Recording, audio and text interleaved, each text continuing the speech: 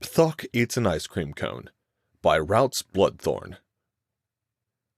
Pthok carefully unwrapped himself from the clutching confines of his ceramic drop shell, moving his limbs carefully so as not to crack the shell or damage any of the precious equipment that might have survived the perilous drop into the heart of the enemy's homeworld. He would need the maps, the recorders, and the Confederate cash sticks that had been collected from dead Terrans off the battlefield. He would need the counterfeited equipment of a Manti tourist, and some of the special equipment hidden in the harness he would need to wear would allow him to emulate a Manti to any and all sensors, with the notable exception of Terran biological optics. The yellow sun high in the strangely blue sky warmed Pthok's carapace, making him feel more awake, more alive than he would normally have felt after an 18-month cold drift to the enemy homeworld of the Terra Sol. More alive than he would normally have felt after an 18-month cold drift to the enemy homeworld of the Terra Sol Confederacy, the homeworld of the only intelligent mammalian predator in the known universe. With their warlike ways, innovativeness at devising war material, and fearsomeness on the field of battle, Pthok was slightly surprised that he was even alive, not burned down by the extensive planetary and air defense systems the Terrans possessed. He was not drowned in one of those scattered oceans, and not killed by a fast-moving piece of space dust puncturing his drop pod. Nor did his grav repulsors malfunction and smear him across the fractured pieces of the protocontinent. Looking around carefully, his vision enhanced by his combat visor, Pthok saw why he had not been shot down or incinerated by one of those massive weapon emplacements that Hive intelligence believed covered the entire surface of Terra Sol. He was at the edge of one of the huge facilities Terrans seemed obsessed with creating. The massive bulk of weapons and the huge, hulking shapes of Terran warships were everywhere to the magnetic north of Pthok. East and west were strips of light forest, nice for aesthetic reasons and producing oxygen if you breathed it. Pthok enjoyed the sweet smell of nitrogen that permeated the atmosphere in undreamed-of quantities. No wonder the Terran mammals fought so hard to protect their home world. The very air nourished normal, intelligent life. Pthok wondered at the sweet atmosphere, reaching into the pod and pressing the auto-destruct sequence. With a hiss, the pod shivered and collapsed into dust that stirred in the sweet-smelling breeze from the huge metropolis to the south of Pthok's landing site. Pthok activated his recorders and began moving south towards the large city that the Terranad mothers had named Ninth Swarming Place of the Furless Mammals, and the Terrans called New Angles.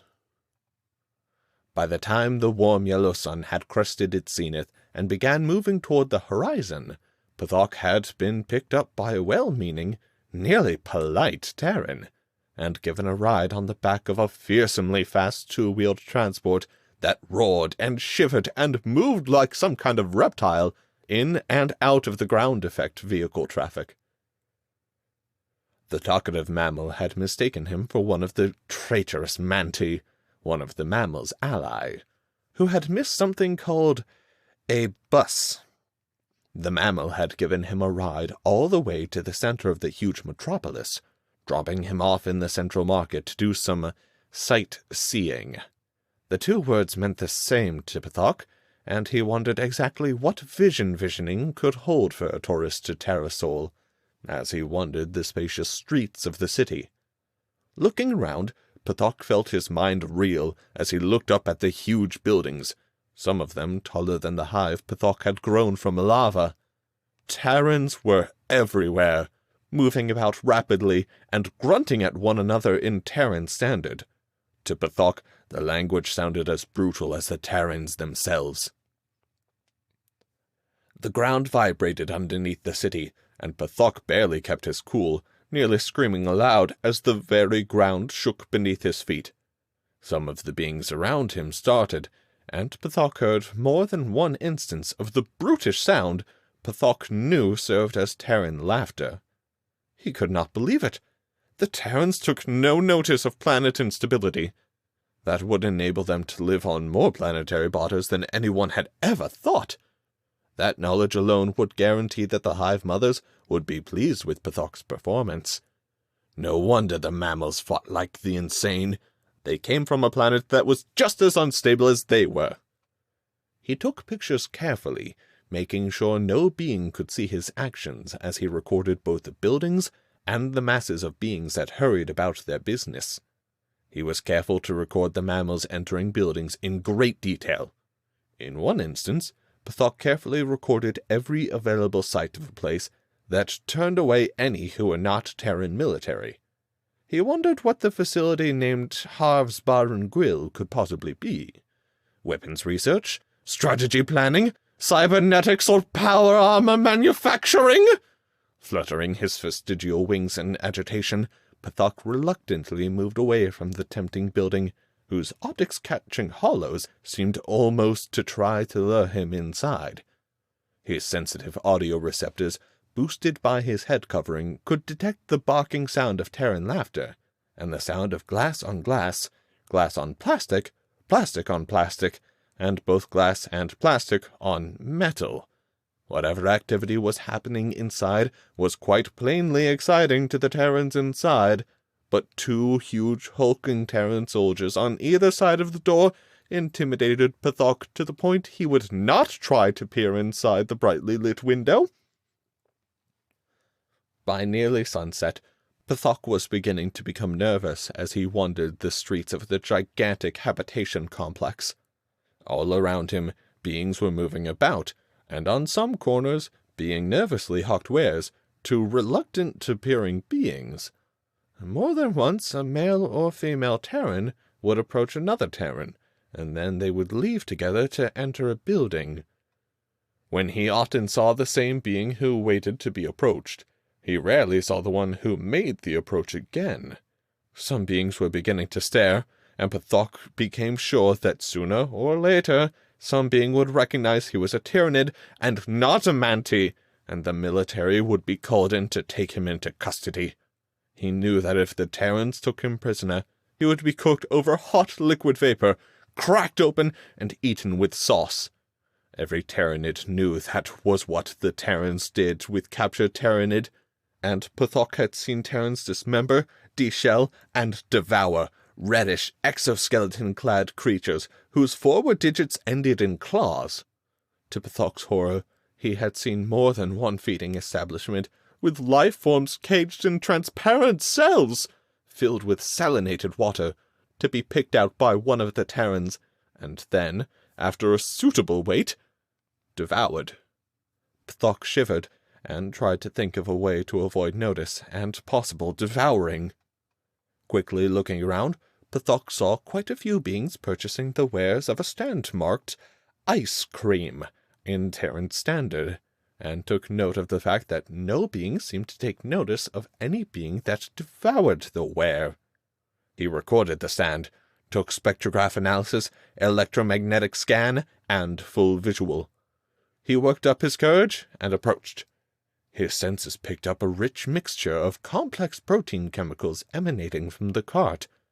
Curious, Pthok stood in line and eventually reached the front of the line, drawing closer and closer to the source of the wonderful airborne scents. One of the squat, bulky mammals was offering a cold semi-solid, topping a wrapped bread-like wafer substance. His hairless face was contorted into what Hive intelligence had briefed Pthok was the equivalent of a smile. To Pthok, it looked like a gestured intent of imminent devouring, with the bared, meat-tearing teeth of one of the galaxy's few intelligent predators. Pthok had seen that expression all day, however, and was past the initial flinching stage that he had been in when confronted by the grimacing mammal. "Ice cream, gentle being? I have chocolate, raspberry, strawberry, mint chocolate chip, or vanilla left," the man told Pthok, speaking in rapid galactic standard, heavily accented with the brutish Terran tones. "Strawberry," Pthok half mused, holding out the Terran credit chip. The man scanned the chip, nodded, then scooped out a chunk of pinkish, frosted material and deposited on the open end of the conical-wrapped wafer. The Terran handed Pithok the credit chip and the cone, then waved Pithok on. The insect warrior moved on, gently testing the cold substance with antenna and equipment, searching to make sure that it was not some type of poison, a mild organic corrosive for cleaning teeth, or a cruel Terran joke that would suddenly eviscerate him in broad daylight in the middle of the street. Complex hydrocarbons, frozen H2O, sweetened wafer, no synthetics. It was safe for consumption, and Pithok sliced a piece off with one mandible, drawing the rapidly melting piece into his maw. Melted nicely, and the taste reminded Pithok of fruit, his favorite dish. The cone was not bad either, kind of tuber taste to it. Almost eagerly, he took one more bite to see if it was as good the second time he ingested the strange substance. The taste seemed to explode in Pithok's brain, and he found himself steadily devouring the strange creation. Some beings looked at him, but turned away smiling that normally terrifying Terran smile. Pithok could not care less what other beings did, as long as he had some of this wonderful substance to consume. Here was a creation worth going to war with the Terrans all over again. A secret that showed just how treacherous the mammals were in not sharing it with the all-powerful Terranid hive worlds. Did the stupid little mammals not know that the Terranid were gods, and Pithok was the most powerful of them all? He found himself dancing quickly, ignored by passers-by, and stopped suddenly, a realization dawning on him. He was invisible. Nobody paid any attention to him. He was invisible. That's why no one dared confront him. Pithok looked around slyly with the last realization, searching for a female Terranid, or even a mantis. After all, he was sexy. No female would be able to resist him. Even the Terran females were glancing at him slyly, and for a long moment Pithok was tempted to try a cross-species sexual encounter, but changed his mind at the sight of their powerful arms and thick killing digits. The lights of the city were bright, and seemed to emanate sounds of their own, turning the city into a sparkling orchestra of sounds that Pithok had never imagined in all his life. All the beings he met were friendly toward him, trying to curry the favor of the powerful and wise Pithok, and even the Terrans seemed acceptable, now that he no longer had to fear them, since we were invisible, omnipotent, and irresistible. All too soon, though, Pithok began worrying that he had forgotten something. Had he revealed himself to some being that he should not have? Had he dropped a piece of equipment that would give him away as a Terranid? Had he offended that large Terran cyborg waiting on the corner with a military carryall in his large killing hand? Had he forgotten the correct steps for the recreational mating dance? Dejectedly, he began searching for a place to spend the night, but the huge friendly city now seemed to disdain him, until he moved into a small, cluttered side street and huddled up next to a large, smelly container that was cold and surrounded by slimy refuse. As liquid H2O began falling from the sky, he curled into a ball, miserable with the thought that he might have forgotten something that the hive mothers wanted, and lamented the fact that no females found his pheromones attractive. Sleep came slowly and fitfully, and he dreamed of the Terran military cyborgs that he had seen on the streets, chasing him through the tunnels of his hive home. When Pithok awoke, he discovered some lousy mammal had stolen his foot coverings and rations. Not only was he wet and cold, but he no longer had food that was safe to consume, and his delicate feet would be subject to whatever horrors the Terrans could devise. Fortunately, he still had most of his equipment, and the cred sticks hidden away. He rubbed his vestigial wings together, as he decided that the only recourse he had was to purchase some ice cream to eat, or starve. The passers-by, for the most part, ignored Pithok for the next several days, as he spent all his money on the delectable substance known as ice cream, trying as many different types as possible. He could not believe that the Terrans had devised so many distinct flavors. What geniuses! Surely the hive mothers would relent and grant the mammals honored being status in the hive if they would just share the wonderful recipe of delightful concoction with the Tyrannid. Soon, Pithok began selling some of his non-essential equipment to a man on a corner by a house with friendly Terran women who had lots of visitors at night. Soon the man began trading the wonderful substance to simply record Pithok speaking about life in the hive, while two huge Terrans, nearly entirely mechanical, they were so heavily augmented with cybernetics, guarded Pithok from the shadowy foes that sought to bring him down.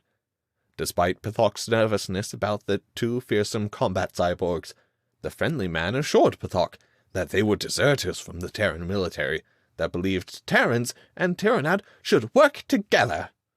Pithok could not believe that the simple street vendor sold something that would make the warrior caste of the Tyrannid appear harmless to the surrounding Terrans and tourists. Nearly as good as the legends of invisibility. And here was a fool who gave the substance for answers even a lava would know. What fools these Terrans were! No, not fools. They knew who he was, and they would come and get him soon. Those two bodyguards were in fact Terran military who were measuring Pithok for a steaming pot and determining what kind of sauce he would taste good coated with and dipped in. Almost cackling with anxiety, Pithok hurried to the nearest spaceport, keeping a whole box of ice cream close at hand the whole way. He boarded a flight to the disputed zone. There, he ordered his freezer stocked full with as many different types of ice cream as he could order. He really wanted to avoid leaving his room. After all, they were out there, waiting for him, to keep him from breeding with fertile virgins. The whole way to the disputed zone, no one even suspected the Tyrannid warrior, who ate nothing but ice cream and rubbed its legs together in glee one moment, and whose antenna trembled with fear that they had almost caught him. No one knew that instead of a harmless Manti, peaceful ally of the Terrans, a Tyrannid warrior, a feared infiltrator to the very cradle of Terrans itself, was among them. Had not the Tyrannid defeated the Terran military in 22% of all engagements? Had Pithok himself done something no other had ever done? Visited the Terran homeworld and survived? Wasn't that man by the large artificial pod of liquid H2O one of the men who had asked him harmless questions? What exactly was Rocky Road? There was not any chunks of stone, nor did it have any roads in it. The disputed planet, Tic-Tac/Dicarus, was easy to reach, and easier to move from the Terran-occupied areas to the small section of the protocontinent that the Tyrannid still occupied. Before Pithok left the Terran-occupied zone, he stole a large armored ice cream transport vehicle that had specifically been outfitted to transport the wonderful material. The camouflage built into the vehicle, and the bobbing head of a large Terran with a bright red nose and strangely multicolored hair, ensured that none of the Terrans would try to stop Pithok as he raced out of the Terran-occupied zone. The severed head atop the vehicle crackled with harsh Terran laughter the entire way, striking fear into everyone, but strangely enough attracting Terran lava who tried to flag Pithok down with cred sticks. Each crowd of Terran lava made Pithok chitter in terror and reach into the back of the armored transport for another ice cream bar. He was deathly afraid the small, voracious creatures would manage to stop his armored vehicle and devour him in a larval feeding frenzy. The vicious little larvae were in such a feeding frenzy that they chased him on their large, crushing feet for long distances, their hunting cries loud as they pursued him. He was keening in relief when he finally reached the Terranid-occupied zone, pursued by dozens of Terran assault craft, who seemed desperate to regain the armored transport's valuable cargo intact, and because of that, could not bring their heavy weapons to bear. Despite that, the ferocity of the Terran assault troops forced what small remaining forces the Tyrannid had left off the planet within hours. But Pithok and his invaluable cargo had made it, and once his superiors had sampled the contents of the armored cargo vehicle, They agreed that the loss of a minor planet was nothing compared to the importance of Pthok's discovery. While sampling the prize Pthok had returned with, Clutch leaders decided that they would use their secret weapon and the invincibility it had bestowed upon them on the hotly contested world of Chitikvik, where the Terrans had recently inserted a full clutch of Terran heavy assault marines. Pthok's superiors viewed what tapes Pthok had not sold off, and agreed, with ice cream in their possession, the mighty Terrans would suffer the fate of any other primate that dared resist the Terranad. Defeat, death, and devouring! Pthok and the other warriors gathered together to charge the Terran lines. Their weapons were slung as they moved slowly forward through the line, each one of them being handed an ice cream cone by the Clutch leader. All present were trembling in anticipation of the substance that would turn them from the universe's lowest form of life, not fit to even gaze upon the stars, much less travel them, to the greatest thing the universe had ever created, the sum of all that was good, wise, clever, sexy, and powerful. They had seen what happened to the Terran Marines stationed nearby as the Terranid sympathizers stole each ice cream shipment as it came through, snagging it right from the Terran naval transports when they touched down, and leaving boxes full of dirt in the place of the crafted refrigeration units the ice cream was shipped in. As the ice cream was stolen, the Terranad watched the Terrans closely to see what effect it would have on the Terran soldiers. More and more fighting among blood brothers, lack of equipment maintenance, lackluster patrols, a complete falling apart of discipline in a force-feared galaxy-wide for their discipline and ferocity. The Terrans went from almost machine-like to a clutch of lava without hive mind touch for guidance. Pthok's superiors were pleased with Pthok's discovery of the secret of Terran ferocity and ability to become nearly invisible anywhere, not to mention the ability to breed like some kind of scavengers investing a giant corpse. They had planned in lengthy conferences, partaking of the wonderful substance Pthok had discovered, and finally settled on the morning's operation. During the long trip, having gotten lost several times, they had devoured the cargo of the armored transport, and so had chosen a random world to test the power of the ice cream on. Wisely, the Clutch Lord had pointed at the map, membranes over his eyes, and stated that that world would be the first to fall. Each Terranad left the bunker complexes that had been their home, scuttling forward on powerful legs, holding the ice cream cones high overhead to grant them invincibility and fearsome combat discipline and skill. Many of the cones were half-eaten, and more than one warrior held an empty hand high into the air, snickering to himself with cleverness at deceiving his superiors into thinking he had not eaten his issued cone. They drew closer and closer to the Terran lines, not a single shot being fired at them. They could feel a surge of victory as they drew ever closer, soon able to see the Terran Marines staring at them in fear and confusion. Elation filled their hearts as they drew even closer, coming closer than anyone ever had without being discovered and fired upon by the fearsome mammals. Some of the Terrans went bent over, convulsing in terror, and their diaphragms spasming as they uttered sharp barks of fear and chagrin. "Open fire!" And the fearsome firepower of the Terran Marines tore the attacking insect warriors apart. Some of them managed to stagger within spitting distance of the Terrans, but none of them ever fired a rifle, one warrior stopping between two Marines to dance and preen at them, displaying his invisibility and cleverness. Pthok watched the demise of his comrades from behind the boulder where he had stopped to eat his cone, and any cones within reach, and felt sad, but, oh well, more would be hatched to replace them. Pthok figured he would go back and tell Hive Intelligence what had happened, as soon as he finished this ice cream cone, and maybe the bucket of ice cream in the bunker.